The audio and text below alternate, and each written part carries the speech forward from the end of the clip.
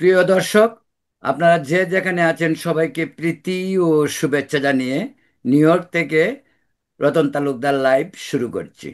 যথারীতি প্রতিদিনের মতোই আজ আমাদের সঙ্গে উপস্থিত আছেন একজন বিদগ্ধ বর্ষিয়ান সাংবাদিক সাইদ তারেক। সাইদ তারেককে নতুন করে পরিচয় করিয়ে দেওয়ার তেমন কিছু নেই। এর আগেও বহুবার বলেছি, উনি আগেও বেশ কবার আমাদের এই অনুষ্ঠানেই উপস্থিত ছিলেন, আপনারা ওনাকে চিনেন। একধারে সাংবাদিক, লেখক, রাজনৈতিক, টেলিভিশন ব্যক্তিত্ব, নিজেও টক শো করেন, নিজেও একটি অনুষ্ঠান পরিচালনা করেন, সেটা নিউ ইয়র্কের এই টাইম টেলিভিশন থেকে। দেশের বিভিন্ন টেলিভিশনের সঙ্গেও তিনি সম্পৃক্ত এবং নিজেও অনেক প্রোগ্রাম করেছেন সেখানে। সেই হিসাবে এই মুখটি দেশে এবং বিদেশে অত্যন্ত পরিচিত মুখ। তো আজকে আপনাদের সামনে সেই সাইদ তারেক। সাইদ ভাই, কেমন আছেন? তো আছে। অনেক অনেক ধন্যবাদ যে আজকে আবার আমার জন্য সময় করেছেন আপনি।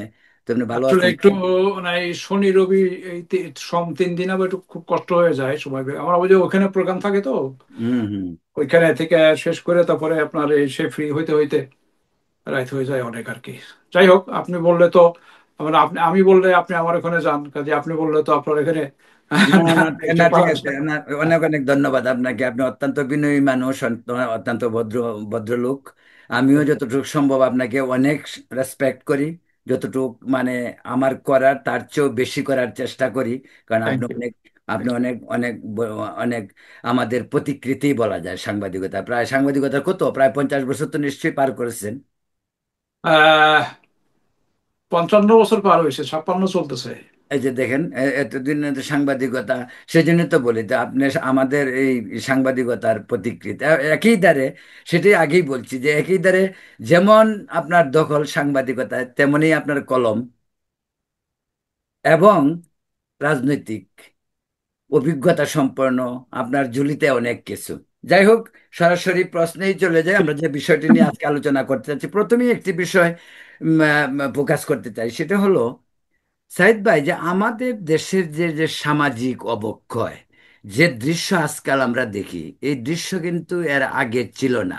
আওয়ামী লীগের 16 বছর বা বিএনপির 15 বছর, জিয়াউর রহমানের 4 বছর, শেখ মুজিবের 3.5 বছর, এরশাদের 9 বছর, একটি পলিটিক্যাল সিস্টেম ছিল কিন্তু আমাদের।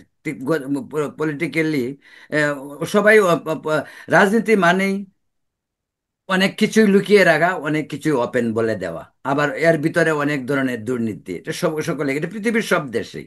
সেটা আমাদের প্রতিবেশী দেশ, যেখানে গণতন্ত্র, বিগেস্ট গণতন্ত্র বলা হয়, সেখানেও সেই সিচুয়েশন।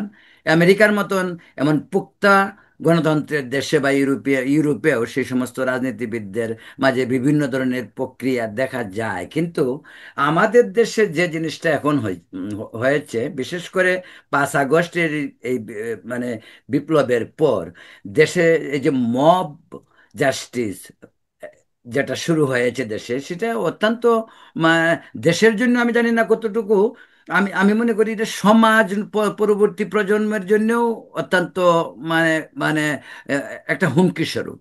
সেই প্রসঙ্গে আপনাকে একটা কথা বলতে চাই। আপনি এই ব্যাপারটা একটু বলেন।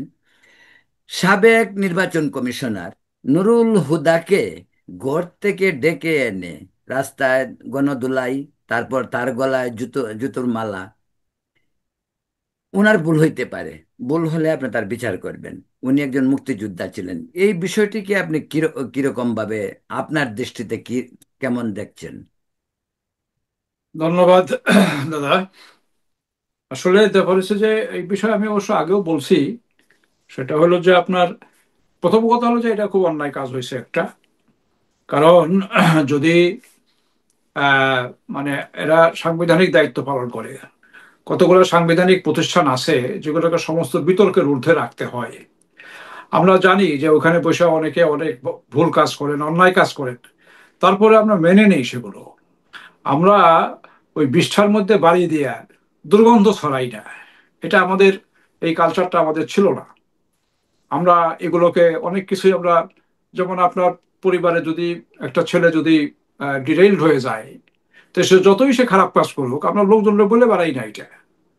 আমরা এটাকে ঢেকে রাখি, লুকাই রাখি, দামা চাপা দিয়ে রাখি। ধামাচাপা দিয়ে রাখি, বরঞ্চ বলি যে না না না, আপনারা যেটা শুনছেন ঠিক না, ছেলে আমার ঠিক আছে, আচ্ছা একটু হয়তো সামান্য এটি করে, ওগুলা হ্যাঁ, সমস্যা না, বয়সের দোষে করতেই পারে। এইগুলো বলে আমরা মানুষকে করি। কিন্তু আমরা কিন্তু ওই ছেলে সম্পর্কে যে কিন্তু রাস্তায় যে ঢোল পিটাই না, যে আরে আমার ছেলে একটা বদমাইশ, আমার ছেলে একটা অমুক, আমার ছেলে তমুক, এই সেই, এটা করি না। এটা আমাদের সমাজের এটাই। কাজেই সেভাবে এরকম কিছু প্রতিষ্ঠান আছে কিছু, যেমন আপনার ধরেন রাষ্ট্রপতি, স্পিকার, চিফ জাস্টিস, তারপরে হচ্ছে আপনার এই যে চিফ প্রধান ইলেকশন কমিশন, নির্বাচন কমিশনার। নির্বাচন কমিশন, তারপরে আপনার পিএসসি, এগুলো হচ্ছে সাংবিধানিক প্রতিষ্ঠান। তা সাংবিধানিক প্রতিষ্ঠানে যারা থাকেন, আমাদেরকে ধরে নিতে হয় যে তারা নিরপেক্ষ, এবং তারা যে কাজটা করেন সেই কাজটা সঠিক কাজ করেন। এটা আমরা ধরে নিতে হয় আমাদের। এটা হয়তো এটা দেখা যায় যে তারা অনেক কাজই সঠিক করেন না, কিন্তু যেমন আপনার চিফ জাস্টিস, একজন বিচারক, আমাদেরকে ধরে নিতে হয় যে উনি সঠিক রায় দিয়েছেন। আমার যদি থাকে যে না, সন্দেহ থাকে যে না এটা সঠিক হয় নাই, আমি হ্যাঁ, আপিল আমার করতে আমার পারি। মন আপনার মন মতো না হইলেও আপনি কিছু বলতে পারেন না। আপনি আপনি আনা আপিল করতে পারেন। হ্যাঁ। আপিলেও যদি সেটা বহাল থাকে, তখন আপনাকে মেনে নিতে হবেই এটা। আপনি যদি এই দেশের নাগরিক হন, তাহলে আপনাকে যেমন সংবিধান মানতে হবে, তেমনি সর্বোচ্চ আদালতের রায় আপনাকে মানতে হবে, আপনি পছন্দ করেন আর না করেন। সে সঠিক রায় দেখ আর বেঠিক রায় দেখ, এটা হচ্ছে কতগুলো নর্মস। এই নর্মস গুলো আমরা মেনটেন করে আসছি একদিন। এটা শুরু হয়েছে, আপনার এই অবক্ষয়টা শুরু হয়েছে অ্যাকচুয়ালি গত রেজিম থেকে আর কি, শেখ হাসিনার আমল থেকে। কারণ উনি ওনার লোকজন দিয়ে সমস্ত জায়গা তো ভরে ফেলছিলেন। উনি এইটা সব বলাসটা করলেন, প্রথমবার ক্ষতিটা করলেন আর কি আমাদের চিফ জাস্টিস সুরেন্দ্র কুমার সিনহাকে, যে অপমান অপদস্থ করে দেশ থেকে বের করে দিলেন। তার নামে দুর্নীতির মামলা, চুরির মামলা, অমুক তমুক দিয়া। এই অপমানটা কিন্তু সুরেন্দ্র কুমার সিনহা হয় নাই, এই অপমানটা হয়েছে প্রতিষ্ঠানটা। এবং এটার জন্য উনি কিন্তু, ওনার ঘাড়েই কিন্তু যে দায়টা চাপবে, যে আপনি এরকম একজন লোককে চিফ জাস্টিস বানাইলেন কেন, এটা জবাব তাকে দিতে হবে। আপনি বলতেছেন সে খারাপ, তাহলে খারাপ লোককে আপনি কেন চিফ জাস্টিস বানাইলেন? কোনো জবাব নাই কিন্তু তার। এই জন্য এইগুলো জিনিস, উনি যদি কোনো অন্যায় করেও থাকতেন, এইভাবে তাকে অপমান করে। তো এখন এই যে একটা ইনস্ট্যান্স উনি তৈরি করছেন আর কি, পরবর্তীকালে আপনার, এবং গত রেজিমটা চেঞ্জই হলো আপনার মবের মাধ্যমে আর কি, মবের সন্ত্রাসের মাধ্যমেই এটা রেজিম পরিবর্তন হয়ে গেছে, উনি চলে গেছেন। তো ফলে এখন এটা সমাজে ইয়াং জেনারেশনের মধ্যে একটা ধারণা জন্মাইছে আর কি, যে মবই হচ্ছে সমস্ত কিছু কন্ট্রোল করার মালিক, মব দিয়েই সবকিছু করে ফেলতে হবে। আইন আদালত, কোর্ট কাছারি, সরকার, অমুক তমুক, এই সমস্ত গুলো কিচ্ছু না, আমরা যেটা বলবো সেটাই হতে হবে। এর এই মাধ্যমে পয়সা পয়সা কামানোরও একটা ধান্দা আছে। ওটা তো একটা আছেই আর কি, কিন্তু ওদের ভেতরে এই একটা ধারণা জন্মায় গেছে আর কি, যেহেতু আমরা মব সৃষ্টি করে আমরা একটা স্বৈরাচার সরকারকে বিদায় করতে পারছি, তাহলে মব সৃষ্টি করে আমরা আমাদের সমস্ত দাবিগুলো আদায় করতে পারবো, এবং মব সৃষ্টি করে আমরা যা খুশি তাই করতে পারবো। এই যা খুশি তাই করতে পারার এই একটা নমুনা হচ্ছে আপনার এই হুদা সাহেবের সঙ্গে যে আচরণটা করা হয়েছে। উনি, আমি ওনাকে একটু করেই বলবো, যে উনি যে কাজগুলো করছেন, উনি কিন্তু সাংবিধানিক দায়িত্ব পালন করছেন। উনি বা অন্যান্য যে ইলেকশন কমিশন গুলা, তাদেরকে যতটুকু ক্ষমতা দেওয়া হয়েছে সংবিধানে, সেই ক্ষমতার সেখানে থেকে তারা সেই দায়িত্বগুলো পালন করছেন। এখন আমাদের দেশে তো কোনো প্রতিষ্ঠান গভর্নমেন্টের নিয়ন্ত্রণের বাইরে না, এটা বুঝতে হবে। এখন গত টার্মে আপনার শেখ হাসিনার যে ভাবমূর্তি ছিল এবং তার যে অবস্থান ছিল, 18 কোটি লোকের সে নাকে দড়ি দিয়ে ঘুরাইছে, তার কথার উপর দিয়ে কথা বলার কেউ ছিল না। তো সেইখানে একটা election commissioner, chief election commissioner, ওনাকে বললো যে তুমি এইভাবে ইলেকশনটা করে দাও। ওনার কি ঘাড়ে কিছু দুটো মাথা আছে, যে উনি বলবেন যে না ম্যাডাম আমি এটা করতে পারবো না? No choice. তাই না? কোনো চয়েস নাই। উনি প্রাইম মিনিস্টার যেভাবে চাইছে, ওদেরকে সেটাই করতে হয়েছে। নিজের ইচ্ছায় করুক আর না করুক। কাজে এখানে সে একটা ইন্ডেমনিটি পায়। এখন আপনি ধরেন যে আসেন যে স্বৈরাচারের সহযোগী, ওনাকে আর কি উনি স্বৈরাচারের আহ, আহ, ইচ্ছা বাস্তবায়ন করছেন, ওকে ফাইন। স্বৈরাচারকে সহযোগ, ঠিক আছে, স্বৈরাচার কায়েমে সহায়তা করছেন, ফাইন, ঠিক আছে। এই যে লক্ষ লক্ষ সরকারি কর্মচারী, এই যে Yes, sir. হাজার হাজার শত শত বিচারক, এই যে পুলিশ, আর্মি, এরা স্বৈরাচারকে সার্ভ করে নাই। এই সরকারি কর্মচারী শুধু ডিসিএসপি কেন, একটা কেরানি, একটা পিয়ন, আপনি কি বাদ দিতে পারছেন? এদের কি জুতা পিটা করা গেছে? এখন কি করতে হবে, কি আর সবাইকে ধরে ধরে জুতা মারতে হবে, না জেলে ভরতে হবে? প্রত্যেকেই স্বৈরাচারের দোষর, প্রত্যেকেই স্বৈরাচারকে সার্ভ করছে। যেমন আপনার মনে আছে, আপনি থাকতে পারে আর কি, 71 সালের মুক্তিযুদ্ধের পরে 72 সালে এসে একটা আওয়াজ তোলা হয়েছিল। কি আওয়াজ তোলা হয়েছিল? যে দেশে যারা রয়ে গেছিল, যারা ভারতে যায় নাই, হুম, হুম। সরকারি কর্মচারী বিশেষ করে আর কি, তারা প্রত্যেকে যেহেতু পাকিস্তান গভর্নমেন্টকে সার্ভ করছে, প্রত্যেকেই কোলাবরেটর, এরকম একটা কথা উঠছিল। এই এনায়েতুল্লাহ খান, আমাদের মিন্টু ভাই, উনি একটা এডিটোরিয়াল লিখছিলেন আপনার ইতে হলিডে। তার হেডিং ছিল 65 মিলিয়ন কোলাবরেটর। মানে তখন 7.5 কোটি মানুষ ছিল, 1 কোটি ভারতে গেছিল। তো উনি লিখছিলেন যে 6.5 কোটি মানুষও কি তাহলে কোলাবরেটর? এই এডিটোরিয়ালটা ছাপা হওয়ার পরে তখন বঙ্গবন্ধু এটা বন্ধ করলেন, যে না, এই ক্যাম্পেইন করা যাবে না এইখানে। তখন উনি দৃষ্টিভঙ্গিটা চেঞ্জ করলেন, যে না, এই লোকগুলো তাদের পেটের দায়ে, চাকরির দায়ে তারা পাকিস্তান গভর্নমেন্টকে সার্ভ করছে, অতএব তাদেরকে ইন্ডেমনিটি দেওয়া হইলো।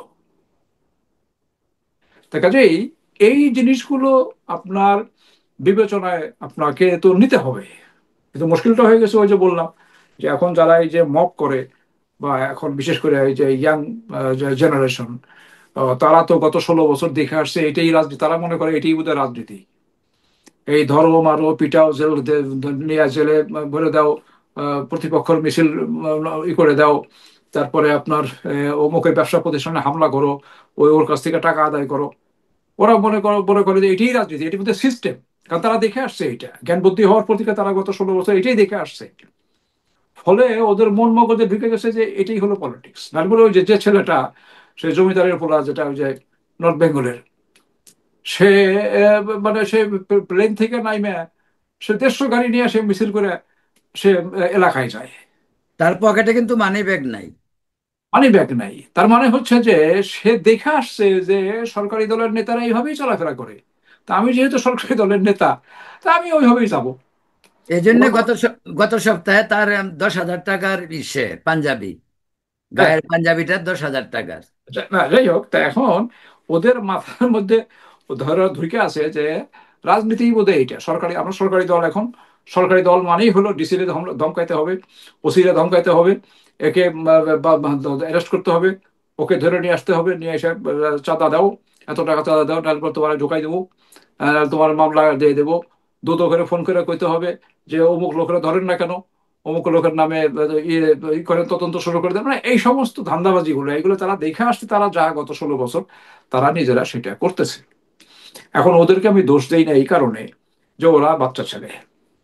ওরা জ্ঞান বুদ্ধি হওয়ার পর থেকে এখন তাদের বয়স কত, 20, 25, 30, তার 15 বছর যাবৎ তাদের জ্ঞান না, বুদ্ধি না, হওয়ার না, না, এটা এখানে এখানে একটু আমার আপত্তি আছে যে এখানেই তারা দেখে দেখে আসছে। আসতেছিল, কিন্তু এটা ঠিক, তারা দেখে আসতেছিল, কিন্তু ওইটা একটা পলিটিক্যাল গভর্নমেন্ট, পলিটিক্যাল সিস্টেমের মাধ্যমে এটা হয়েছে।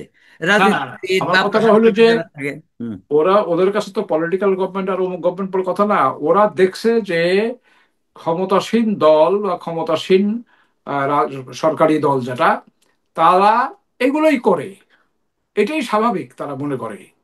তারা মনে করে যে এটাই স্বাভাবিক, কাজেই তারা সেটা করতেছে। ওদেরকে তো আপনার এই যে আমাদের যে প্রফেসর ইউনূস সাহেবের যে ব্যর্থতাটা কোথায়, সবচেয়ে বড় ব্যর্থতা, সবচেয়ে বড়, যে আমি তাকে বলবো যে শুধু ভুল না, এটা সেটা অন্যায় করছে। সে একজন প্রফেসর মানুষ, শিক্ষক মানুষ, তার উচিত ছিল ছেলেগুলোকে বোঝানো যে এই কাজগুলো আর করা যাবে না, এটা শেখ হাসিনা করে গেছে, এটা আমরা করতে পারি না, তোমরা করবা না বলি। এই জন্যই আমি একটা কথা, আমি আর একটু আগে শেখ হাসিনার আমলে এই যে আমি অবক্ষয়, সামাজিক অবক্ষয় যে যুব সমাজ বা ছাত্র জি সমাজের জি মাঝে, জি, এটা এটা আমি আর একটু আগে যাইতে চাই। যে বলেন। আপনিও কথাটা মেনশন করছেন যে শেখ হাসিনার আমলে এইগুলি, এই যে ছাত্রলীগ, আজকে ছাত্রলীগকে যে কারণেই হোক, কারণ তো একটাই, এই যে ওই ওই দস্যু রাজনীতিকে যে দুর্বৃত্তায়ন করা, সেটাই ছাত্রলীগ করছে, বা তার প্রধান উম, কি বলে আওয়ামী লীগ, তারাই তারাই করেছে। কিন্তু এই ছাত্রলীগের এই যে দুর্বৃত্তায়ন, ওই যে অসৎ বা সামাজিক অবক্ষয়, যে দেখবেন ইউনিভার্সিটি তারা আর কাউকে করতে দিবে না, তারা আর কাউকে রাজনীতি করতে দেবে না, এই যে জুর যার মুল্লুক তার একটা একটা পরিস্থিতিতে ছাত্রলীগ গ্রোন আপ হয়েছে। তো এইটা আপনি বরং বলতে পারেন যে যু- যুব সমাজ যারা নতুন, আজকে যারা এই যে মব জাস্টিসের সঙ্গে সংশ্লিষ্ট, তারা তো এই ছাত্রলীগের এই এই অপকর্মগুলি দেখছে, যে তারা এখন যদি তারা এটা মনে করে যে ছাত্রলীগ করছে আমরা করব না কেন, এটাই এটাই, আমি তো সেটাই বললাম। যে ছাত্রলীগ কোটি কোটি টাকা বানাইছে আমরাও কোটি কোটি টাকা আমরা কোটি কোটি টাকা বানাবো। বানাবো। আমি তো সেটাই বললাম যে যেমন এই হ্যাঁ যে হ্যাঁ, আপনি জমিদারের ছেলের কথা বললেন, এই জমিদারের ছেলেও তো ছাত্রলীগ করতো। রাইট। যে জয় বাংলা, জয় বঙ্গবন্ধু, জয় হাসিনা বললে তো সারাদিন চিৎকার করছে। এখন সে সে হয়তো উল্টে গেছে, কি করবেন, জমিদাররা যে কোনো পথেই যেতে পারে। এটাও কিন্তু আগের সামন্ত যুগে জমিদাররাও তাই করছে, যখন যে গভর্নমেন্ট আসছে তাদেরকেই সাপোর্ট করছে। এটাই ঠিক। জমিদারদের ক্যারেক্টার, না ও জেনুইন জমিদার, আপনি যাই বলুন না কেন। আচ্ছা ঠিক আছে। সেটাই বলছি যে সেই জমিদার। জমিদার আছে আরো বড়, জমিদার থেকে রাজা হোক, রাজা থেকে মহারাজা হোক। হ্যাঁ, হবে, এখন তো মহারাজ তো আপনি হ্যাঁ বলেন হোক। দেড়শো গাড়ি নিয়ে, সে কি ধরনের আপনি চিন্তা করা যায় যে মোটরকে নিয়ে সে যাচ্ছে, হেলিকপ্টার ছাড়া চলাফেরা করে না, এবং এবং রাইট। সে বিয়েও করছে। এই এই আন্দোলনের পরেই কিন্তু সে বিয়েও করলো, একেবারে জাঁকজমকপূর্ণ বিয়ে। যাই হোক, ওগুলি ব্যক্তিগত ব্যাপার, এটা না। কিন্তু আরেকটি বিষয় আপনাকে বলতে চাই, জি। যে মাত্র 10 টাকার জন্য, আপনি জানেন যে লালমনিরহাটে একজন এই যে নরসুন্দর, যে একটা বারবার ইয়েতে, মানে বারবারের দোকানে, সেখানে চুল কাটতে গেল ভদ্রলোক, অ্যাকর্ডিং টু তার ওয়াইফ যেটা বললো, যে 20 টাকার চুল কাটা, তার কাছে 10 টাকা ছিল, 10 টাকা দিয়ে বলছে যে আর দিতে পারবো না। তো ওই ভদ্রলোক বলছে যে না, আমি 10 টাকা না, তোমার 20 টাকা দিতে হবে চুল কাটছে।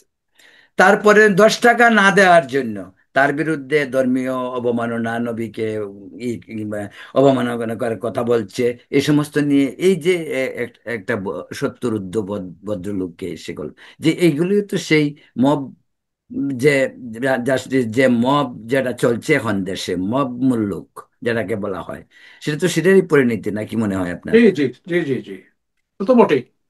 নাহলে এটা কোনো সুস্থ স্বাভাবিক মানুষের পক্ষে কি এটা করা সম্ভব নাকি? তুমি চুল কাটাইছো, তুমি পয়সা দিয়ে চলে যাবা, তো তুমি দিবা না জোর করে? তো এটা তো কি, এটা গায়ে ওই যে জোর যার বললো তার গায়ের জোরে সবকিছু করতে হবে, আমার ইচ্ছা আমি দেবো না, তুই কি করবি? ভাবটা তো এই।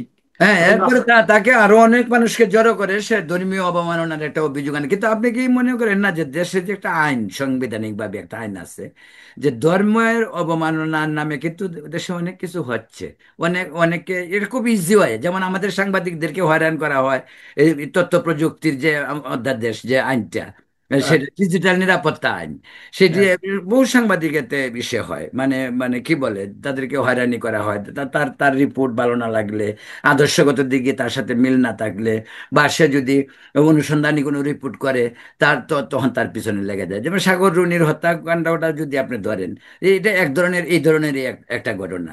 তো এইগুলি তো তো সেই আগের মতোই চলছে। তো হাসিনা জি জি। আমলে যেমন ছিল, তো এখনো চলতে, পরিবর্তন কোথায়? পরিবর্তন কোথায়? না এর মধ্যে আজকের আর একটা ঘটনা আপনাকে বলি, সেটা হলো, আর সেটা সম্পর্কে আপনাকে আমি চাই যে আপনি দুই এক কথা বলার জন্য, সেটা আপনি কি মনে করেন, যে যে ধর্ষণ কেস নিয়ে যেটা মুরাদনগরে ঘটলো, ইত্তেফাকে এবং অন্যান্য জাতীয় পত্রিকাগুলি কিন্তু এটা রিপোর্ট হয়েছে। তো এটা কিভাবে সম্ভব হইতে পারে, একজনের ঘরের দরজা ভেঙে ঘরের ভিতরে ঢুকে তাকে বিবস্ত্র করে, তাকে প্রহার করে, তারপরে তাকে দর্শন করা, এরপরে আবার তাকে অ্যারেস্টও করা হয়েছে, আপনি জানেন বোধহয়। তাকে ঢাকায় অ্যারেস্ট করছে আজকে, কুমিল্লায় আবার নিয়ে আসছে তাকে। আহ, এবং যে মহিলাকে দর্শন করছে সেই মহিলা নিজেই কিন্তু আবার কেসও করছে, সে নিজেও করছে। এর মধ্যে অন্যান্যরাও ইনভলভ ছিল, গণদর্শন যেহেতু, গণ বলতেই তো হয়তো তার সঙ্গে আর দুই চারজন ছিল। কিভাবে দেখছেন?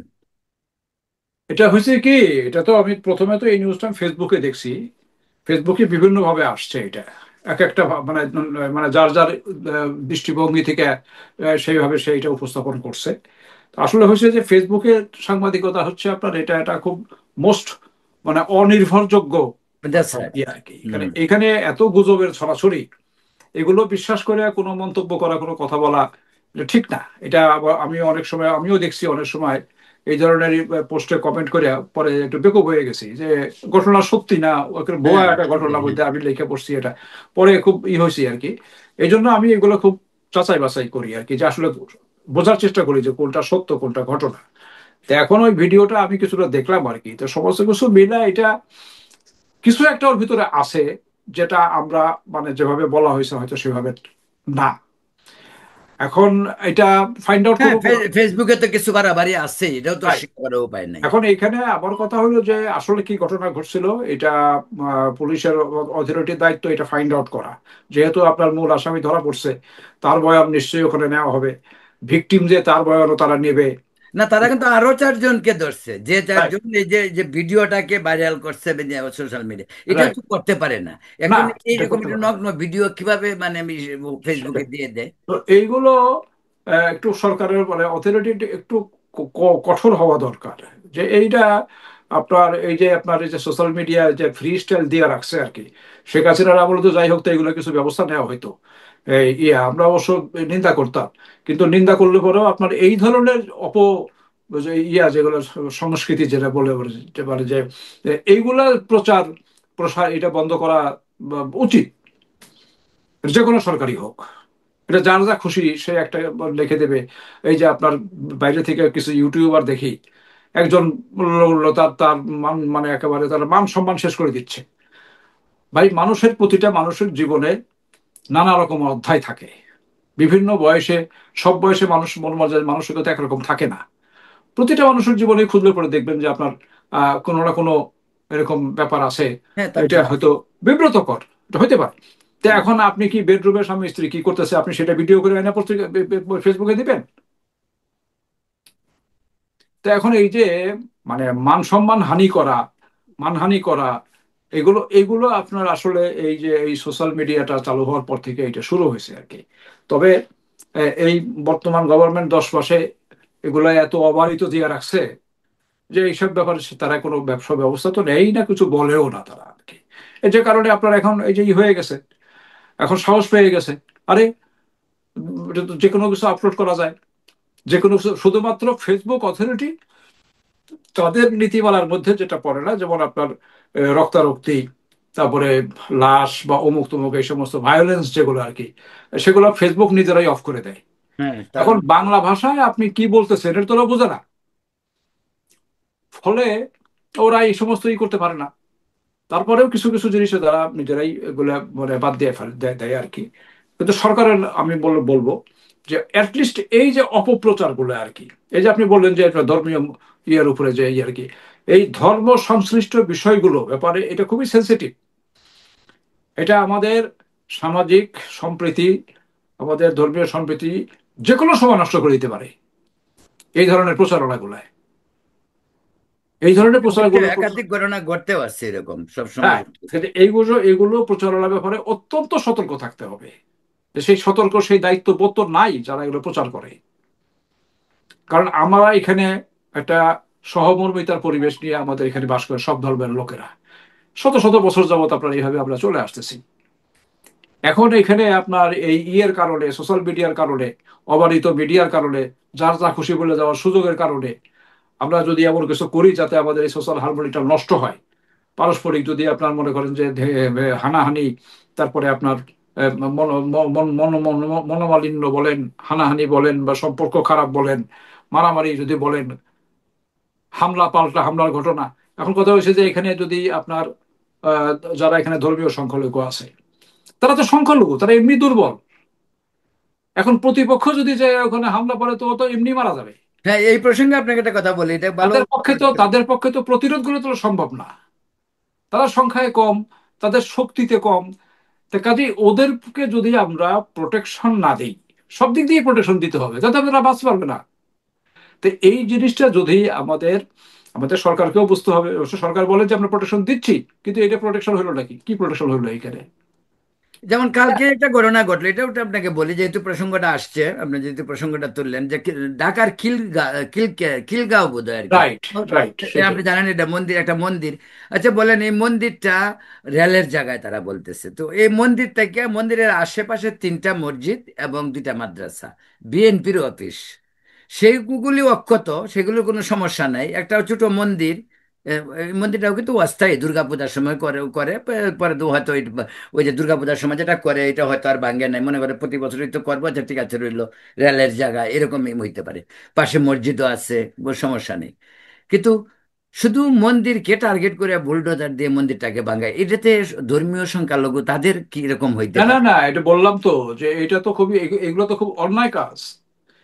এবং সরকারের পক্ষ থেকে বা রেলওয়ে, রেল রেল মানিত সরকার, তো রেলের যদি এই কাজটা করে থাকে, তাদেরকে যদি তারা যদি সরকারি রেলের জমিতে হয়ে থাকতো, তো তারা উচ্ছেদ মন্দির যারা, করতেই পারে, এটা রাইট আছে মন্দির তাদের যারা উচ্ছেদ। বানাইছে প্রথমে তো তাদেরকে বলবে যে ভাই এটা সরকারি জায়গা, এখানে আপনারা করতে পারবেন না, সরাই নিয়ে যান। তাহলে সেটা কি তারা বলছে? তারা কি না করছে যে না আমরা এটা নিয়ে যাব না? আচ্ছা, বুলডোজার দিয়ে ভাঙবেন, ভাঙবেন। তো আপনার এই যে প্রতিমাগুলোকে আপনি বললেন না কেন যে অ্যাটলিস্ট এগুলোকে হ্যাঁ, এই আপনারা সরাই নিয়ে যান, প্রতিমাগুলি সরাই ফেলো আগে, হ্যাঁ। সরাই দেন। কারণ হ্যাঁ, এটা তো ধর্মীয়, এটা তো ধর্মীয় সেন্টিমেন্টের ব্যাপার। আপনি যাকে পূজা করতেছেন, যাকে আপনি ভগবান মানেন, যাকে আপনি ঈশ্বর মানতেছেন, দেবী মানতেছেন আর কি, তারে আপনি বুলডোজার দিয়ে মাইরা ই করে আপনি মাটির সঙ্গে মিশাই ফেলবেন। এটা কে মানবে? কোনো ধর্মপ্রাণ, যে ওই ধর্ম যে বিশ্বাস করে, তার পক্ষে মানা সম্ভব না। তার ভিতর ক্ষোভের সৃষ্টি হবে, যেহেতু সে নিপীড়িত, তার দুর্বল, সে বলে কিছু বলতে পারে না। কিন্তু তার ভিতর ক্ষোভ তো আপনি তো ই করতে পারবেন না। তো এই জিনিসগুলো খুব খারাপ। আমি এই জন্যই ই করি আর কি, যে আমাদের প্রফেসর সাহেব, এটা তো, এটা কিছু লোক করতেছে, কারা করতেছে সেটা আমরা বুঝি। তো মানে কেন করতেছে সেটাও বুঝি। এই যে আপনার বিজয় সরণির কিছু মুরাল আপনার আহ, মুক্তিযুদ্ধের ইয়ার ভেঙে ফেলছে, ভেঙে ফেলে ওই জায়গায় নাকি আপনার জুলাই করবে আর কি, জুলাইয়ের স্মৃতি প্রদর্শন। জুলাইয়ের স্মৃতিটা অন্য কোথাও তো করা যেত। তা অন্য জায়গায় করা যেত, এটা ভাঙার কি দরকার ছিল? এবং এটা ভেঙে আপনি কি প্রমাণ করতে চান, তাহলে আপনাকে কিভাবে আমি বলবো যে আপনি মুক্তিযুদ্ধ বা একাত্তরের পক্ষের আমি লোক? সেটাই বলতেছি, যে এই যে কাজগুলো, এই কাজগুলো প্রফেসর ইউনূসের আহ, অজ্ঞাতসারে হয়, না উনি নিজেই এগুলো করতে বলে, এইটা আমি আসলে বুঝি না আসলে। আমি একটু ইয়ের মধ্যে আছি, যে এটা কি একটা হইতে পারে যে উনি জানে না যে এটা হয়ে এটা করে ফেলছে ওনাকে না জানাইয়া, আর একটা হইতে পারে যে ওনাকে জানাইছে এবং উনি সম্মতি দিয়েছে তারপরে। তো বা সম্মতি দিছে, এমনও তো হইতে পারে তিনি একেবারে খুব স্ট্রং সম্মতি না, মানে নীরবতা টাইপের সম্মতি। এটাই হোক, হ্যাঁ, কিন্তু সেটা হয়েছে। দুটাই অপরাধ। উনি যদি না জানেন, ওনার অজান্তে যদি হয়ে থাকে, সেটার দায় তার উপরে। আর যদি উনি সম্মতি দিয়ে থাকেন, বা উনি যদি নিজে নির্দেশ দেন যে ওটা ভাঙো, এ দায় তার উপরে। এবং এই দায় থেকে উনি মুক্তি পাবেন না কোনোদিন। কোনোদিন না কোনোদিন তাকে এর জন্য জবাবদিহি করতে হবে। এবং এটা যদি আপনার সত্যিকার কোনো ই হয় আর কি, এটার জন্য কোনো ব্যবস্থা অবলম্বন কেউ কখনো করে ভবিষ্যতে, আজকে থেকে 5, 10, 20 বছর, 50 বছর পরে, অবাক হওয়ার কিছু থাকবে না। আজকে আমি কিন্তু তারপর আপনি যে কথাটার প্রেক্ষিতে একটা কথা বলি, আজকেই কিন্তু জুনায়েদ সাকি, এট- আপনার একটু ইয়ে আপনার সর্দি হয়েছে মনে হচ্ছে একটু। না, ওই কাশির একটু মাঝে মাঝে, বাতাস, গলায় বাতাস গেলে একটুই হয়। হ্যাঁ, কিন্তু ওয়েদারটা তো চেঞ্জ, কালকে কত প্রচন্ড গরম ছিল, আজকে আবার কথা বেশ। বলতে গেলে, হ্যাঁ, সেটাই। গলায় বাতাস গেলে এরকমই হয়। আচ্ছা, হ্যাঁ আর বলেন। জুনায়েদ সাকি বলতেছিল আজকে যে আজকে যাকে জুতার মালা মানে পরানো হয়েছে, এই জুতার মালা তো রিটার্ন আসবে। এটা কিন্তু জুনায়েদ সাকির কথা, সে বলতেছিল যে আজকে উনাদেরকে জুতার মালা দেওয়া হচ্ছে। এই জুতার মালা অন্যরা আজকে যারা আছে যখন থাকবে না, তখন এটা কি রিটার্ন আসতে পারে না? এটা তো রিটার্ন হ্যাঁ, আসতে হ্যাঁ, পারে। আসবে, ওই কথাটা সে আসবে। জুনায়েদ আক্তার তার একটা টক শোতে হ্যাঁ, কারণ যেমন আমরা যেমন আজকে যেমন বলি যে এটা তো শেখ হাসিনা করে থুয়ে গেছে, দ্যাটস আমরা রাইট। করলে অসুবিধা কি? আগামীতেও ওই একই কথা বলা হবে, এটা তো ইউনূস সাহেব করে থুয়ে গেছে, আমরা করলে অসুবিধা কি? সেটাই তো সেটাই। তো এইটাই হচ্ছে। এটাই তো আমাদের এখন হওয়া উচিত ছিল, যে আগে শেখ হাসিনা এটা করে গেছে, এটাই আমরা করব না, আমরা সামথিং নিউ, আমরা নতুন একটা রাইট, কিছু করব, রাইট, আর সেটাই। একটা দৃষ্টান্ত স্থাপন করব, কিন্তু এবং তা তো হয়নি। এজন্যই প্রফেসর ইউনূস সাহেবের মতো লোক যখন দায়িত্বে আসলেন সরকারের, আমরা একটু আশাবাদী হইলাম যে অ্যাটলিস্ট উনি একজন মানে বিজ্ঞ লোক, উনি একজন এক্সপেরিয়েন্সড লোক, উনি একজন শিক্ষক মানুষ, উনি একজন শান্তিতে নোবেল পাওয়া মানুষ, উনি কোনো অন্যায় করবেন না, কোনো অন্যায় প্রশ্রয় দেবেন না, কোনো অনৈতিক কাজ উনি প্রশ্রয় দিবেন না। কিন্তু দেখা যাচ্ছে যে ওনার আমলে এগুলো আর বেশি করে হইতেছে। আজকে একটা পরিসংখ্যান আপনি দেখছেন, শান্তি, দেশের শান্তি শৃঙ্খলার জন্য একটা আন্তর্জাতিক সমীক্ষা প্রতিষ্ঠানের যে পরিসংখ্যান, সেখানে কিন্তু আমরা 33 ধাপ পিছনে গেছি। এটা সবসময় আমরা ওই রকমই আর কি। এইগুলি হয় সবসময়, মানে সবসময় হয়, কিন্তু এটাও সত্য কথা যে মব জাস্টিস করে দেশে যেভাবে আইনকে নিজের হাতে তুলে নিয়ে মানুষকে শায়েস্তা করা হচ্ছে, এটা আচ্ছা, ঠিক। একটা কথা আমি আপনার একটু সংশোধন করে দিই। আপনি যে বলতেছেন মব জাস্টিস, হুম। মব কিন্তু কোনো জাস্টিস না। মব জাস্টিস এই শব্দটা ভুল। না মব কিন্তু সন্ত্রাস, মব হচ্ছে সন্ত্রাস। সন্ত্রাস বা মব, জনরোষ বলা যায়, ওইটা ঠিক হ্যাঁ, আছে, কিন্তু হ্যাঁ, মব এটা জাস্টিস বললেও কিন্তু আজকাল তারা এটাকে বলে যে ওইটা ওইটা না, মব এটা তৈরি এটা করে এটা একটা। প্রথম দিকে এটা আমরা অনেকেই না বুঝে বলছি, কিন্তু হুম। এটা আস্তে আস্তে এটা এখন আর কেউ বলে না। এখন মব সন্ত্রাসী বলা হয় আর কি। মানে মব এটা তো মব সন্ত্রাস বা ইউ রাইট, মব সন্ত্রাস বা মব জনরোষ যেটা তৈরি করে তারা সেটাই সেটাই ইসে সেটাই। করে। এই জন্য তো আজকাল অনেকে এটাও বলা শুরু করছে যে আজকে আমাদের ডক্টর ইউনূসের যে মুল্লুক সেটা মব মুল্লুক হইয়া দাঁড়াইছে। আজকেও ঢাকা মবের মূল। মগের মুল্লুক না বলে মব মুল্লুকও না বলছে। না, ওই তো ওটা ছিল মগের মূল্য, এটা হলো মবের মূল্য। হ্যাঁ, আচ্ছা, এটা বুঝতে পারছি। এটা মবের মূল্য বলা হয় আর কি। আহ, প্রিয় দর্শক, আপনারা আপনারা দেখছেন রতন তালুকদার লাইভ। আমাদের সঙ্গে আছেন বিশিষ্ট সাংবাদিক সাইদ তারেক, উনার কথোপকথন শুনছেন। সাইদ ভাই, আপনি কিছুক্ষণ আগে একটা বিষয় বললেন, এই বিষয়টা খুব আমার কাছে খুব সেনসিটিভ। একদিকে বলবো, আরেকদিকে আমার কাছে মনে হয় যে খুব হালকা জিনিস। এই যে বিদেশ বসে ইউটিউবার কয়েকজন, মানে ইতিমধ্যে কিন্তু কয়েকজনের মুখে শুনলাম যে বলতেছে যে ওই প্যারিসে বসে এক পিনাকি ভট্টাচার্য নামে একজন হিন্দু, যদিও সে মুসলিম, হিন্দু মুসলিম, মানে মুসলিম নাম নেয়নি, কিন্তু হিন্দু নামেই আছেন। যেটাকে বলা হয় বোধহয়, সম্ভবত এটাকে বলা হয় বোধহয় নো মুসলিম। তো সে উপদেশ দেয় আর সরকার তা শুনে। পৃথিবীতে এমন কোন দেশের দৃষ্টান্ত আপনার কাছে আছে যে যে দেশের একজন অপরাধী, সে কিন্তু অপরাধী, সে কিন্তু দেশ থেকে মানে পালাইছে, দেশ থেকে তার না পালানোর জন্যই কিন্তু তার উপর নিষেধাজ্ঞা ছিল, দেশ ত্যাগ করতে পারবে না। সে পালিয়ে যে সামহাও পয়সা দিয়ে বর্ডারে ভারতে এসে, ভারত থেকে থাইল্যান্ডে গিয়ে, থাইল্যান্ড থেকে ফ্রান্সে গেছে। এই ধরনের একটা অপরাধী যা যা যার যার 2 নম্বরই ওষুধের কারণে 289 জন, 89 জন বোধহয় শিশু, শিশু এবং মানে মানে অ্যাডাল্ট মিলে লোক মারা গেল। সেই একটি দুর্নীতিবাজ লোক, সে দেশের বাইরে বসে কি আবোল তাবোল বলছে, আর সেইগুলি আমাদের সরকার ফলো করে। এটা কি সম্ভব হইতে পারে? এটা হওয়া উচিত? শোনেন, এখন দেশের বাইরে থেকে আমি এখন আবল তাবল বলি না, আর আমি সরকারও না। এখন সরকার যদি ওদের এরকম ইউটিউবারদের কথা শুই না, সে তাদের পলিসি মেক করে বা তাদের ডিসিশন তারা ফাইনাল করে যে এটা করতে হবে, তো এটা সরকারের দায়িত্ব। সরকার কেন করে, সরকারের এটা সরকার এটার জন্য বুঝবে। ঠিক আছে, আমরা ওই বিষয়ে আমরা ওইদিকে যাব না। পিনাকি বাবুর কথা বললেন, উনি আমি ওনার এক সময় ওনার ওনার ভিডিও আমিও দেখতাম, আমি খুব প্রিয় ছিল একজন আর কি। ইদানিং কমতেছে তার ভিউয়ার। হ্যাঁ, তো আমি এক সময় দেখছি যখন আপনার সেই শেখ হাসিনার আমলে, এবং শেখ হাসিনা বিরোধী যে আন্দোলন, মানুষের সেন্টিমেন্ট তৈরি করা, সে ব্যাপারে তার ভূমিকা আছে, তার অবদান আছে, সেটা স্বীকার করি আমি। কিন্তু শেখ হাসিনা চলে যাওয়ার পরে যে ওনার যে কিছু কিছু কর্মকাণ্ড, সেগুলো নিয়ে ধরেন মানে নানা মহলেই কিছু সমালোচনা আছে, দ্বিমত আছে, ভিন্ন মত আছে। আমারও কিছু কিছু বিষয় এখানে আছে, আমি তার সঙ্গে একমত না। বিশেষ করে তার যে স্টাইলটা আর কি, এবং সেভাবে ডিক্টেটরের যে একটা ডিক্টেট করার যে একটা তার না, না, একটা একটা টেন্ডেন্সি। জোকার টাইপের কথা বলে, কমেডিয়ানের মতন কথা, হ্যাঁ, তো এগুলোর অশ্রাব্য ব্যাপারে ভাষায় গালিগালাজ। এগুলো অনেকেই আপনার আমি শুনি যে তারাও এগুলো পছন্দ করেন না, আমিও পছন্দ করি না আর কি। তো যাই হোক, সেটা কথা হলো যে এখন এগুলো হয়েছে যে এটা তো সাংবাদিকতা না, এটা হচ্ছে আপনার না, সে তো প্রোপাগান্ডা। সাংবাদিকতা করেও না, তার এটা kind of A show business right. Type অনেক। এটা এখন এটা এক মানে ধরনের কমেডিয়ান আমার কাছে তো মনে হয়। সে যখন কথা বলেন আমার কাছে মনে হয় সার্কাসে কথা বলে না লোকজন, যে সার্কাস টাইপের কথা বলার টাইপে এরকম কথা বলে। না যাই হয় হোক। আমি একটা কথা আপনাকে বলি, তার পরিবার, তার জন্ম বৃত্তান্ত নিয়ে কিন্তু ঢাকাতে বিস্তর কিন্তু আলোচনা, সোশ্যাল মিডিয়াও বিস্তর আলোচনা। সে তার পাকিস্তান, তার জন্ম বৃত্তান্ত কুছ দিকে অনেকে পাকিস্তান, তার পরিবার, যদিও আমি মনে করি যে পারিবারিক ইস্যুগুলিকে নিয়ে আলোচনা অন্তত আমরা করব না।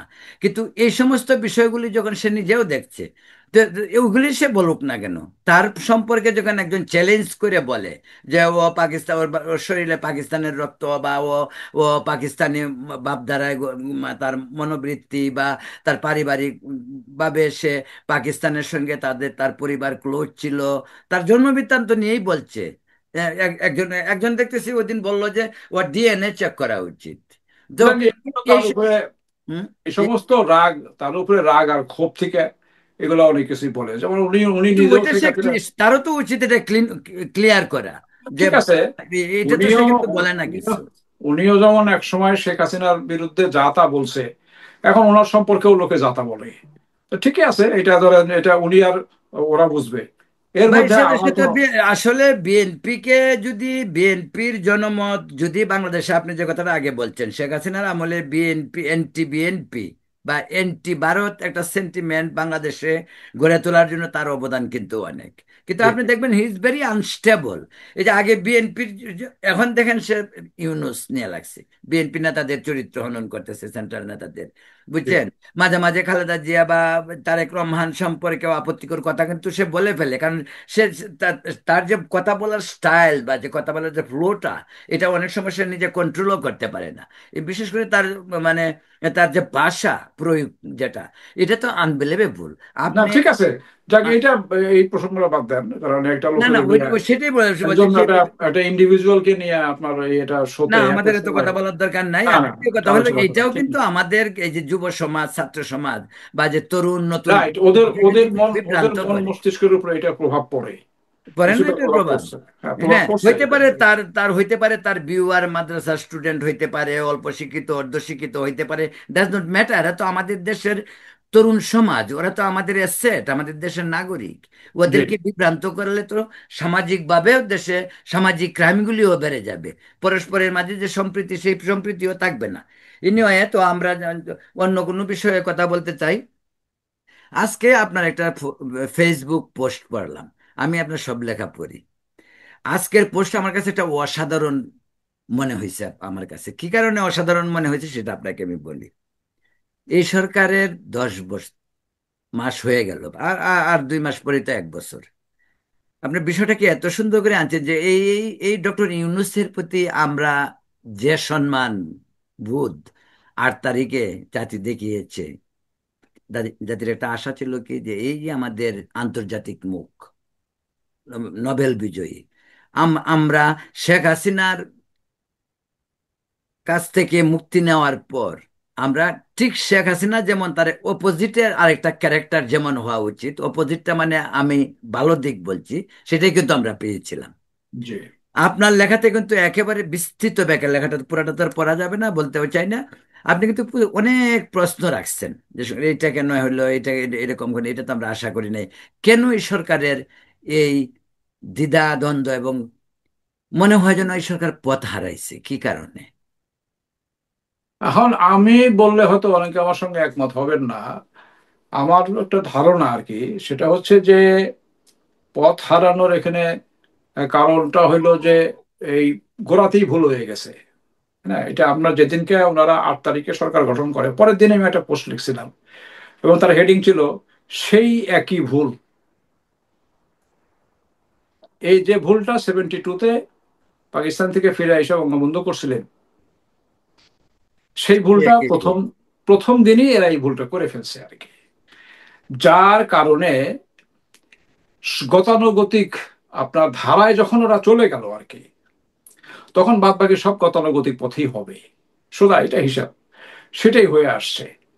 এখন যেটা বললো প্রফেসর ইউনূস সাহেবের ব্যাপারে, কি ইউনূস সাহেবের ব্যাপারে এটা মানে ই করা একটু ডিফিকাল্ট তার সম্পর্কে মানে ফাইনাল কোনো মন্তব্য করার, যে আসলে উনি প্রথম তো কথা হলো যে উনি ইনক্যাপাবল গভর্নমেন্ট পরিচালনার জন্য, এই ধরনের সরকার পরিচালনার জন্য ইনি ইনক্যাপাবল, এখানে কোনো সন্দেহ নাই। এখন যে কাজগুলো আপনার ওনার সরকারের লোকজনরা করতেছে, এই কাজগুলো আমি একটু আগেও যেটা বললাম আর কি, এই কাজগুলো কি উনি নিজেই করাচ্ছেন, নাকি ওনাকে অন্ধকারে রেখে, ওনাকে না জানিয়ে, কারণ ওনার ঘাড়ে কিছু গোষ্ঠী সওয়ার হয়ে গেছে। হয়তো উনি মনে করতে পারেন যে আমার তো কোনো জনভিত্তি নাই, তাহলে আমি এদের ঘাড়ে চেপেই আমার জনভিত্তিটা আমি প্রমাণ করব, এটা হইতে পারে। তো এই কারণে ওনার ঘাড়ের উপরে একটা কিছু কিছু মহল তারা চেপে বসছে আর কি, বসে তাদের কিছু এজেন্ডা, তারা একটার পর একটা তাদের কিছু এজেন্ডা তারা বাস্তবায়ন করে যাচ্ছে। যেমন ধরেন আপনার অ্যাডমিনিস্ট্রেশনে নিজেদের লোক সেট করা, বিভিন্ন ইউনিভার্সিটিতে নিজেদের লোকরে বসায় দেওয়া, ভাইস চ্যান্সেলর, কোর্টে অ্যাটর্নি জেনারেল থেকে শুরু করে, এই যে আইসিটি কোর্ট যেটা করা হয়েছে, সেখানে আপনার আহ, মানে এই প্রতিটা জায়গায় ডিসি, এসপি, পুলিশে, ইউএনও, অমুক তমুক, সচিব টচিব, সমস্ত কিছু আর কি। তো এটার একটা প্রক্রিয়া চলতেছে, এবং এটা ভেতরে ভেতরে এটা অনেক দূর আগায় গেছে।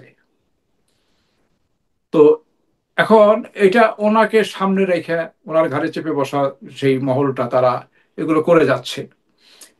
কারণ এই জায়গাটাই আপনার করা একটু খুব ডিফিকাল্ট, যে এটা ওনার অজান্তে হচ্ছে, না উনি নিজেই করাচ্ছেন এটা। দুটার ক্ষেত্রেই কিন্তু উনি কিন্তু দায়ী হবেন। যদি উনি বলেন যে আমি জানতাম না, তাহলেও উনি দায়ী থাকবেন, রেসপন্সিবিলিটি তার। আর যদি উনি বলেন যে আমি করাইছি এগুলা, তাহলে তিনি অপরাধী। তাহলে তিনি অপরাধী, তিনি তাই হবেন আর কি। তাই এই জায়গাটায় আমি নিজে শিওর না, যে কারণ ওনার যে মানে ওনার সম্পর্কে যে ধারণা বা ওনার সম্পর্কে যে এতটা মানে ভিন্ডিকটিভ বা আপনার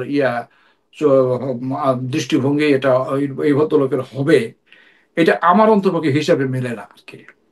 অনেকেই বলে যে হ্যাঁ উনি একটা অমুক, উনি তমুক, এই সেই এটা সেটা, যেটা ধরেন যে সে রাজনৈতিক মতপার্থক্যের কারণে বলে আর কি। যেহেতু আমার তার সঙ্গে কোনো রাজনীতির লেনাদেনা নাই, উনি আমার রাজনীতির কোনো ক্ষতিও করে নাই, আমার রাজনীতির কোনো উপকারও করে নাই, কাজেই আমি তাকে ইম্পার্শিয়ালি তাকে আমি জাজ করতে চাই আর কি। তো সেই হিসেবে, যেমন আমার পোস্টের মধ্যে দেখি কিছু কবে আর উনি একটা বিশ্ব বাটপার, উনি অমুক তমুক, এই সেই। তা এখন সেটা যারা কমেন্ট করে, তারা তাদের রাজনৈতিক দৃষ্টিভঙ্গি থেকে করে আর কি। তো আমি সেগুলো কিছুই করি না। তা আমি তো ওই কমেন্ট করব না। ওনাকে বিশ্ব বাটপার, চোর, তারপরে লুটেরা, এই শব্দগুলা আমার বেরোবে না আর কি ওনার সম্পর্কে, যেহেতু আমার কোনো রাজনৈতিক ইন্টারেস্ট নাই এখানে। তো এই জায়গাটাই আমার একটু সন্দেহ আছে যে উনি এটা সর্বশেষ যেটা আমি আপনাকে একটা উদাহরণ দেই আর কি। এই যে গতকালকে ঢাকায় আহ সোহরাওয়ার্দী উদ্যানে যে এই কি ইসলামী আন্দোলন ব্যানারে, ইসলামী আন্দোলনের ব্যানারে আপনার ওই ইসলামী শাসনতন্ত্র আন্দোলন যে ছিল চরমোনাইয়ের, উনি ওনাদের কামাল দল, জামাত ইসলাম, তারপরে এনসিপি, তারপরে নূরেরও দেখলাম এখানে, তারপরে এবি পার্টি, এইরকম মানে প্রফেসর ইউনূসের উপরে সওয়ার হওয়া যে মহলটা, তারা একটা সমাবেশ করছে। সমাবেশ করে তারা সেখানে কিছু দাবি দাওয়া উত্থাপন করছে, এবং এই দাবি দাওয়া সম্পর্কে তারা বলছে যে এইগুলো সিদ্ধান্ত না হওয়া পর্যন্ত নির্বাচন হবে না, এবং নির্বাচনের আগে গণভোট করতে হবে। যদি আমরা ঐক্যমতে বুঝতে না পারি এইসব বিষয়, তাহলে গণভোট করা হোক। আবার একটা বলছে যে জাতীয় নির্বাচনের আগে স্থানীয় সরকারের নির্বাচন করতে হবে, যেটা আপনার জামাত ইসলাম আর এনসিপি কয়েকদিন আগে বলে আসতেছিল আর কি, ওই সেম জিনিসই ওইখানে হ্যাঁ, একটা। এটা খুব আজকাল খুব জোরে সোরে বলা হচ্ছে এটা। রাইট। তো এখন এই যে ইটা এই মিটিংটা, এবং মিটিং এ যে দাবিগুলো, এখন মিটিং যারা আয়োজন করছে বিশেষ করে মূলত জামাত ইসলামী এবং এনসিপি ওদের সঙ্গে ছিল, আমার আমার ধারণা যে তারাও এখানে এটাকে মানে লোক সমাগম বা এটাকে সাকসেসফুল করার জন্য তাদের একটা ভূমিকা বা অবদান ছিল আর কি। ওখানে হিন্দুও রাখা হয়েছে। হিন্দুও ছিল, ওই যে একজন প্রামাণিক, গোবিন্দ প্রামাণিক। যাই হোক, গোবিন্দ প্রামাণিক ছিল এখানে। হ্যাঁ, ওনাকে তো দেখলাম ওনার। তো এখন এই যে যে দাবিগুলা ওখানে উত্থাপন করা হয়েছে, এই দাবিগুলোর ব্যাপারে যদি আপনার কোনো কর্মকাণ্ড শুরু করতে হয় সরকারের, অর্থাৎ ঐক্যমত্য আসার ব্যাপারটা যদি করতে হয়, তাহলে এই যে প্রক্রিয়া, এই প্রক্রিয়া যাবে আরো 10 মাস। কারণ এই এই যে আলী রিয়াজ সাহেব যে প্রক্রিয়া শুরু করছে ঐক্যমত্য কমিশন, 666টা সুপারিশ, তার মধ্যে 10টা সুপারিশও ফাইনাল করতে পারছে পারছে বলে মনে হয় না আমার। একদিন বৈঠক করে 2টা কি 3টা সুপারিশ নিয়ে আলোচনা করতে পারে, তার মধ্যে একটায় মতৈক্য হয়, 3টায় মতৈক্য হয় না, 2টায় হাফ হাফ হয়। মানে এই হলো প্রোগ্রেস। তো এখন যদি আবার এই প্রসঙ্গে যদি আপনার মতৈক্যের আবার একটা আল্লাহ যদি এই সেশন শুরু হয় আর কি, তো এইটা কবে নাগাদ শেষ হবে? এখন একটা কথা হলো কি যে উনি একটা লন্ডনে যায় তারেক রহমানের সঙ্গে মিটিং এ একটা, আমি ওইটাই বলতে চাইছি যে তারেক রহমানের সাথে মিটিং এর ইয়াটা কি এখন তাহলে চাপা পড়ে গেল কয়েকদিনের না না তারপর? সেটাই, মানে মিটিং হুম। এ উনি একটা ওখানে ওনার রিপ্রেজেন্টেটিভ যে কথাটা বলছে ওনার মুখ থেকে আমরা কিছু শুনি নাই, যে জুনের মধ্যে ফেব্রুয়ারির মধ্যে ইলেকশন করা যেতে পারে, যেতে পারে, হবে, যাবে এটা বলে নাই, পারে। ইয়েগুলি সংস্কারের মানে যদি কিছু হয় এটার জন্য। যদি এগুলো যদি উল্টোটা হতে পারে, তাহলে এখন বিএনপি ধরে বসে আছে যে ফেব্রুয়ারিতে ইলেকশন হবে। আমরা অনেকেই মনে করি যে যেহেতু উনি বলছেন ফেব্রুয়ারিতেই হবে। এখন এই যে দাবিগুলো উঠানো হইলো সোহরাওয়ার্দী উদ্যানে, এই দাবিগুলো নিয়ে যদি আপনার ঐক্যমতে আসতে হয়, তাহলে এইটা ফয়সালা হইতে হইতে এই ইলেকশন আর ফেব্রুয়ারিতে হবে না, এইটা যায় পৌঁছাবে পরের বছর ফেব্রুয়ারিতে। তা এখন এখানে একটা সন্দেহ কারণ ব্যাপার আছে, যে তাহলে কি উনি এই ফেব্রুয়ারির নির্বাচনটা ভন্ডুল করার জন্য এদেরকে শরীয়ত উদ্যানে পাঠাইয়া এই দাবিটা উত্থাপন করাইছে একটা কিনা, মেসেজ দেওয়া জাতিকে বা বিএনপি। করাইছে কিনা, এটা একটা সন্দেহ দেখা দিচ্ছে আর কি। হুম। যে তাহলে কোন কি ডুয়াল রোল প্লে করতেছে কিনা, ওদিকে তারেক রহমান কইতেছে যে হ্যাঁ ঠিক আছে ঠিক আছে আমি আসি ফেব্রুয়ারিতে ফেব্রুয়ারিতে, আবার এদেরকে দিয়ে আবার এমন ব্যবস্থা করতেছে যাতে ফেব্রুয়ারিতে ইলেকশন করতে না হয়। না হয়। তো এই রোলটা যদি উনি প্লে করেন, তাহলে উনি একটা খুব খারাপ কাজ করতেছেন, এবং উনি এটার জন্য ওনাকে পে করতে হবে ভবিষ্যতে। ওনার ইমেজ নষ্ট হয়ে যাবে। অলরেডি আপনার ইকোনমিস্টে আপনার নিউজ বেরিয়েছে আওয়ামী লীগকে নিষিদ্ধ করার বিষয় নিয়ে, আপনার জাতিসংঘ থেকে এটা করছে আর কি। তারা এটাকে খুব সহজভাবে নিচ্ছে না। তারপরেও ধরে নিলাম ঠিক আছে, আওয়ামী লীগকে বাইরে রেখে যদি ইলেকশন করে, ইলেকশন প্রশ্নবিদ্ধ হবে, কোনো সন্দেহ নাই। আমরা মেনে নিলাম ঠিক আছে, শেখ হাসিনাও তো বিএনপির বাইরে রেখে ইলেকশন করছে, হ্যাঁ, সেটা ওকে, সাময়িক মেনে নেওয়া যায়। হ্যাঁ মেনে হ্যাঁ। নিলাম যে ঠিক আছে শেখ হুম। হাসিনা তো বলে গেল, তাতে কি হয়েছে, শেখ হাসিনা কিছুই হয় নাই কে, হুম। এরাও যদি আওয়ামী লীগের বাইরে রেখে ইলেকশন করেন এদেরও কিছু হবে না, ওকে ফাইন, মেনে নিলাম আর কি। কিন্তু ইলেকশন নিয়ে যদি এই টাল্টি পাল্টি শুরু হয়, আর বিএনপি কে যদি ধোকা দেওয়া হয়, বিএনপি কি করবে আমি জানি না, বাট এইটাকে মানুষ স্বাভাবিকভাবে নেবে না। বিএনপি কিন্তু একদিকে এখন খাদের কিনারে, আপনার যাই বলুন সাইদ ভাই। বিএনপির হচ্ছে মুশকিলটা হয়ে গেছে, আমি আজকে একটা আমার একটা পোস্টের একটা কমেন্টে লিখতেছিলাম আর কি, যে বিএনপির সমস্যাটা হয়েছে যে এদের প্রোপাগান্ডা উইং বলতে কিছু নাই। মানে আপনার ওদের পক্ষে যে প্রচারণা করবে, কোনো অর্গানাইজড কোনো প্ল্যান্ড কোনো ক্যাম্পেইন নাই। আমি জানি না ওরা কেন এটা করে না। ওদের মিডিয়া সেলটা খুব দুর্বল মনে হয়। রাইট, ওরা কেন এটা করে না আমি জানি না। হুম। জামাত ইসলাম বা এনসিপি যেরকম মনে করেন যে আপনার তাদের আহ, মানে হাজার হাজার ফেসবুকে আপনার অ্যাক্টিভিস্ট আছে যারা তাদের পলিসিগুলোকে পার্সু করে, একটা বলার সঙ্গে সঙ্গে সেটাকে সাপোর্ট করে আপনার হাজার হাজার ভিউ হইতেছে, হাজার হাজার কমেন্ট হইতেছে, এগুলো সবই কিন্তু অর্গানাইজড। হ্যাঁ, তো আপনার সাথে আমি এক জায়গাতে খুব একমত। আমার মানে এই ধরনের একটা ন্যারেটিভ তৈরি করা, ইলেকশনটা যাতে পিছিয়ে দেওয়া যায়, ওদেরকে দিয়ে ওদেরকে সোহরাওয়ার্দী উদ্যানে পাঠিয়ে দেওয়া হইলো, ওদেরকে তো দাবি করা হইলো। এর আগে তো বিভিন্ন সময় দাবি বলছে যে ইউনূস সাহেব আপনি 5 বছর থাকেন, আপনি 29 পর্যন্ত থাকেন, শেখ হাসিনার যে 5 বছর পুরা টার্মটা আপনি থাকবেন। এই যে এই সমস্ত কথাবার্তা, এতে কি এখন সন্দেহ? এরাই বলছে কয়দিন আগে, হুম। এই যে কালকে যারা দাবি করছে যে পিআর পদ্ধতিতে নির্বাচনটা হোক, হুম। মানে আপনার প্রপোর্শনাল রিপ্রেজেন্টেশন, সংখ্যানুপাতিক যেটা বলে আর কি, তো সংখ্যানুপাতিক ভিত্তিতে নির্বাচন, এটা তো হঠাৎ করে এই বিষয়টা সামনে চলে আসছে এবং খুব বোল্ডলি স্ট্রংলি, এবং এই কথাটা বলার জন্য তারা এখানে কমপক্ষে 2.5-2 লাখ লোকের সমাবেশ করছে সোহরাওয়ার্দী উদ্যানে। তার মানে এটা খুবই ইম্পর্টেন্স দেওয়া হচ্ছে এখন এটাকে, যে সংখ্যানুপাতিক। এই প্রক্রিয়াটা করতে গিয়ে ওই যে আপনি যেটা বলছেন রাইট, এই প্রক্রিয়া করতে গিয়ে হয়তো আরো 10 মাস পেছানো যাবে। অটোমেটিক পিছিয়ে যাবে এটা। কারণ এখন যদি উনি বলেন, উনি যদি বিএনপি কে ডাকে বলেন যে এখন কি করব, এতগুলা দল তারা দাবি করছে, ঠিক আছে আপনারা ওদের সঙ্গে বসেন, বসে আপনারা এটা ঐক্যমতে আসেন, বাস। বিএনপি যদি রাজি হয়ে যায় যে ঠিক আছে আমরা ওদের সঙ্গে কথা বলবো, এই কথা বলতে গেলে পরে এটা 10 মাস কেন, এটা হ্যাঁ, এক কথা বছর। বলতে গেলে ঈদ ওইদিকে রমজান আসতেছে, রমজানের পরে ঈদ, 1.5 মাস পরে আবার ঈদ, আবার ওয়েদার খারাপ, এই কালবৈশাখী, আর কি। বিভিন্ন জিনিস, এটা ওই ওই এই ধরনের একটা ধান্দা মনে হয় শুরু হয়েছে, যাতে করে কিন্তু তারেক রহমান সে দেশে যাচ্ছে না কেন? ওর দেশে যা না যাওয়া, তো যাওয়া না যায় তো খুব বেশি এটা তো ম্যাটার করে না। কিন্তু এটা দলের জন্য ম্যাটার করে না। না না না, এখন কি করবে সেই জায়গায়? এখন তো হ্যাঁ, ইলেকশন যদি শুরু হয়ে যায়, উনি যাবে জায়গায় জায়গায় যায়, মিটিং করবে, এই করবে সেই করবে, এটা অন্য জিনিস। এখন ওনার যে কাজটা, এটা তো সে জুমে কিন্তু এটা করতেছে। এটা তার দেশে যাওয়াটা, না যাওয়া না মানে উপরে, কিন্তু দেশে তার দেশের গেলে রাজনীতির এটা বিরাট গেলে একটা বিষয়। তাদের যে যেটা হবে, গেলে তাদের পার্টির কর্মীরা উজ্জীবিত হবে, জীবিত কোনো হবে, সন্দেহ that's নাই, right, ঠিক হ্যাঁ। আছে। হ্যাঁ। কিন্তু তাদের পার্টির কর্মীরা এখনই উজ্জীবিত আছে, কারণ উজ্জীবিত মানে অলরেডি তারা ক্ষমতায় যে বসে আছে। That's right. তৃণমূল পর্যায়ে তৃণমূল তারা অন্ধ পর্যায়ে যে আমরা নির্বাচন নিয়ে করবে।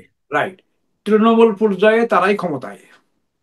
তৃণমূল পর্যায়ে আপনার এই রাস্তাঘাটের চাঁদাবাজি টোল থেকে শুরু করে, খেয়াঘাটের টোল, আপনার ওই যে লঞ্চ ঘাটের টোল, তারপরে আপনার ফেরি টার্মিনালের টোল থেকে শুরু করে আপনার ইজারা, তারপরে সিএনবি অফিসের কন্ট্রাক্টারি, রোডস অ্যান্ড হাইওয়ে ঠিকাদারি, সিটি কর্পোরেশন মানে ঠিকাদারি, সমস্ত কিছু তাদের দখলে। এইখানে শিবির, জামাত ইসলামের লোকেরা কিছু আছে, আর এনসিপির লোকেরা মাঝে মাঝে যায় কিছু কিন্তু এরা ভাগ এরা করে। কি তাদেরকে সুযোগ দিচ্ছে যাতে এগুলি করার পরে তারা ওখানে বদনাম হয়, কম্পিটিশন আছে, ওখানে দলের কম্পিটিশন। দলের ভাবমূর্তি নষ্ট হয়? হ্যাঁ, এখানে কম্পিটিশন আছে, ওদের মধ্যে কম্পিটিশন আছে, কিছু সিটে গোটা হতে দেয়। কাজেই তৃণমূল পর্যায়ে বিএনপি ক্ষমতায়, কাজেই তাদের ওইসব নিয়ে এত চিন্তা ভাবনা নাই, আমরা ক্ষমতায় তো আমরা আছি। এখন ওইখানে কেন্দ্রে কে এমপি হইলো, কে মন্ত্রী হইলো, ও যখন ইলেকশন হবে তখন দেখা যাবে। আমাদেরকে এখান থেকে সবাইকে, কারণ এই যে আপনার গত 10-11 মাসে ইভেন তারেক জিয়া 300-350 লোকের আপনার বহিষ্কার করে ছাড়ছে এ পর্যন্ত। হুম। আর্মি পুলিশ যে কত পিটাইছে, জেলে নিয়ে গেছে, কিন্তু বন্ধ তো হয় নাই, সবই চলতেছে আগের মতো। এখন ওদের কথা হইলো যে সচিবালয়ে বসে যদি সচিব সাহেব ঘুষ খাইতে পারে, তা আমি এখান থেকে 10 টাকা চান্দা তুললে ক্ষতি কি? আপনি কি করবেন? আপনি তো ওইটা বন্ধ করতে পারেন নাই। আপনি তো সচিবালয়ে আপনার এই যে কেরানির যে ওই যে ফাইল আটকাইয়া যে ঘুষ নেওয়া বা এগুলো তো বন্ধ করতে পারেন নাই আপনি। তা ওরা বলবে যে তারপরে ওইটা আগে বন্ধ করেন, পরে আমরা বন্ধ করি, তারপরে যাবেন কোথায়? তাহলে কি আপনি কি মনে করতেছেন যে আজকে যে সোহরাওয়ার্দী উদ্যানের যে ঘটনা ঘটলো, যে অনুষ্ঠান মানে যে অনুষ্ঠানটা হলো, আর তারা যে মেসেজ দিল, সেই মেসেজের পরে দেশের রাজনৈতিক আবহ অন্যরকম হবে? আবার অবশ্যই। এখন বিএনপি আবার হয়তো নড়েচড়ে বসবে। এতদিন তারেক রহমান এবং ওই ডক্টর ইউনূসের যে মিটিং, সেই মিটিং এর প্রতি গত 4 সপ্তাহ যাবত কিন্তু বলতে গেলে আলোচনাটাই একদম ইসেই ছিল, নির্বাচন নিয়েও কোনো কথাবার্তা হচ্ছিল না।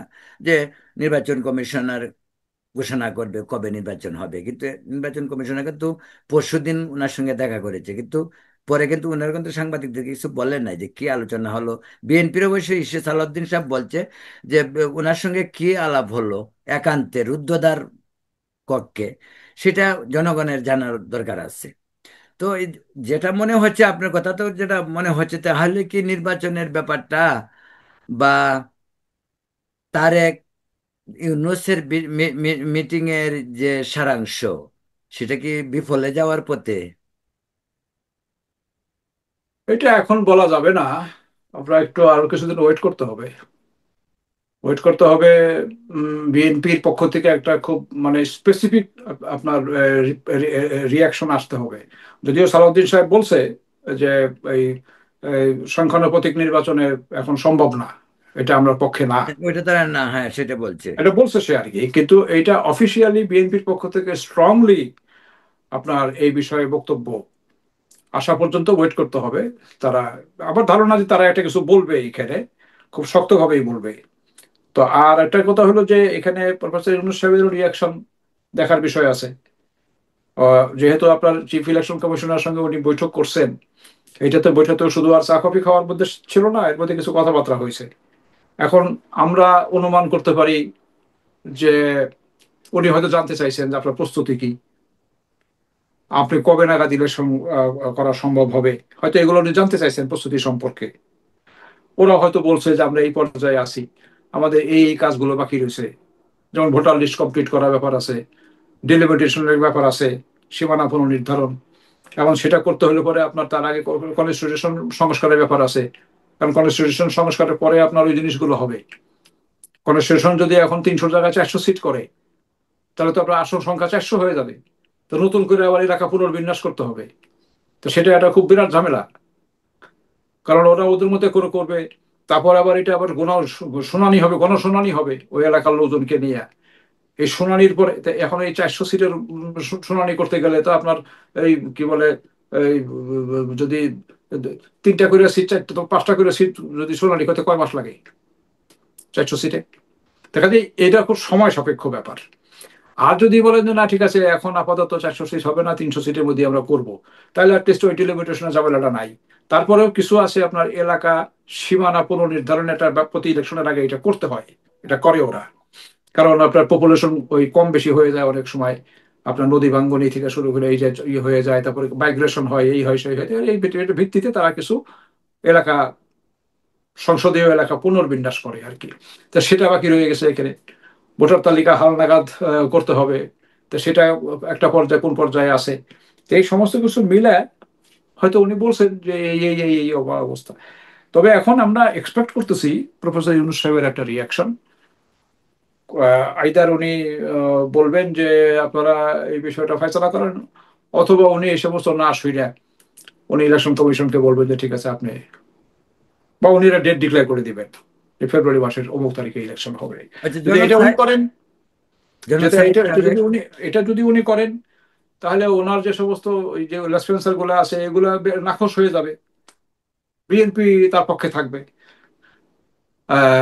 বিএনপি বলবে ঠিক আছে আমরা আপনার পক্ষে আছি, আপনি ওদেরকে বেশি কাউন্ট করা দরকার নাই, আমরা আপনার, কারণ যেহেতু রেটিফিকেশন তো আমরাই দেবো আপনারে। গভর্নমেন্ট ফর্ম করলে মেজরিটি, পার্লামেন্টে মেজরিটি যদি ওরা থাকে, তাহলে প্রফেসর ইউনূসের এই গত 10-11 মাসের বা 1 বছরের, 1.5 বছরের রেটিফিকেশন লাগবে না। রাখবে। তা উনি তো এটা কোনো সংবিধানের ভিত্তিতে দেশ চালাচ্ছেন না, সম্পূর্ণ একটা অসাংবিধানিক ব্যবস্থা। এই পুরা অসাংবিধানিক 5ই আগস্ট থেকে শুরু করে যেদিনকে আপনার এই অ্যামেন্ডমেন্ট পাস হবে কনস্টিটিউশনের, এই পুরো পিরিয়ডের সমস্ত অ্যাক্টিভিটিসে তার এটার বৈধতা দিতে হবে, রেটিফিকেশন দিতে হবে, নাহলে তো উনি জনাব যেতে সাহেব পারবেন না। তারেক, আমাদের হাতে সময় একেবারেই কম। আপনাকে ঠিক। আপনাকে সর্বশেষ প্রশ্ন, আপনাকে ওই 1 মিনিটের মধ্যে ওই প্রশ্নের উত্তরটা দিতে চেষ্টা করবেন প্লিজ। সেটা হলো যে এনসিপির একজন সমন্বয়ক বলছে যে যদি ইলেকশন হয় তো এনসিপি 400 আসনের 300 আসন তারা পাবে, বিএনপি 50 থেকে 100টা আসন পাইতে পারে। এ কিসের ইঙ্গিত বহন করে? না, এখন মানুষের তো আপনার আশা করতে কোনো অসুবিধা নাই। তারা হয়তো আশা করতেছে এটা আর কি, যে আমরা এতগুলো সিট পাবো। তো এখন মনে করেন যে নূরের পার্টি, নুরুল হক নূরের দল, সেও তো বলতে পারে যে ভাই আমি 300 আসনে নমিনেশন দিয়া আমি 100 সিট পাবো। তাহলে এটা আশা করতে কোনো দোষ নাই। এখন ওনারা হয়তো তাদের ভিতরে একটা ধারণা জন্মাইছে আর কি, যে ইলেকশনটা আমরা এমন ভাবে করায় ফেলবো, অথবা ভোটাররা আমাদেরকে ভোট দেওয়ার জন্য এমন ভাবে মানে পাগল হয়ে রয়েছে, উদ্গ্রীব হয়ে রয়েছে, খালি আমরা মাঠে গেলে হইলো আমাদের বাক্স উপসে ভোট দিয়ে দিবে, অথবা আমরা এমন মেকানিজম করব সেন্টারে যে আমাদের লোক ছাড়া আর কেউ থাকবে না, ভোট দেওয়ার জন্য কেউ আসবেই না। মানে এই তাদের মাথায় কোনো একটা প্ল্যান হয়তো আছে, তো ওই সেটা তো প্ল্যান, আমরা ওই জানি না। প্ল্যান শেখ হাসিনা স্টাইলের প্ল্যান কাজ হবে? আমি জানি না আছে কি না, তবে আমার তো মনে হয় না যে এইবার এইসব কোনো প্ল্যান প্ল্যান কাজ হবে। কারণ এখানে তো এই ইলেকশনের উপরে তো আপনার বিএনপিরই কন্ট্রোল থাকবে না, আপনি সরকার তো দূরের কথা, বিএনপি যারা মূল আপনার এই ইটা মানে মাঠে মূল পক্ষ যারা আর কি, এই বিএনপির তো কন্ট্রোল থাকবে না। কারণ বিএনপির অফিসিয়াল ক্যান্ডিডেট এগেনস্টে 5টা 7টা করে স্বতন্ত্র দাঁড়ায় যাবে বিএনপির লোক, এগুলো একদম সামাল দেবে কেমনে? তাহলে এই সুযোগটা কি ওই যে আপনার এনসিপি সহ অন্যান্য ইসলামিক ওই জোটের যে নিতে দলগুলো পারে। তারা নিতে পারে? হ্যাঁ, অবশ্যই নিতে পারে, নিতে পারে তারা, তারা নিতে পারে যে বিএনপির ভিতরে যদি 5 7টা ক্যান্ডিডেট হয়ে যায় তো ওদের ভোটটা ভাগ হয়ে যাবে, এরপরে এরা মাঝখান থেকে পাশ হয়ে যাবে, হতে পারে এটা। মাঝে আওয়ামী লীগও থাকবে না। আওয়ামী লীগে থাকবে না। কাজে এই এই এই আগামী নির্বাচনের সিনারিওটা আহ, মানে ধারণা করা যায় যে খুব সুখকর থাকবে না। তবে এটা 86-এর মতো হবে না 88-এর মতো হবে, এইটা বা না, না 73, সেটা আপনার খুব very difficult to make any comment প্রিয় এখন। দর্শক, আপনারা দেখছিলেন রতন তালুকদার লাইভ, সঙ্গে ছিলেন সাংবাদিক সাইদ তারেক। আজ আমরা এখানেই বিদায় নিচ্ছি, আজ এ পর্যন্তই। সাইদ ভাই, আপনাকে অনেক অনেক ধন্যবাদ। পরে আবার থ্যাংক একদিন ইউ। আপনাকে নিয়ে নিয়ে কথা বলবো। ভালো থাকবেন, সুস্থ থাকবেন। আজকে এখানেই বিদায় নিচ্ছি। থ্যাংক ধন্যবাদ। ইউ। আপনাকে ধন্যবাদ।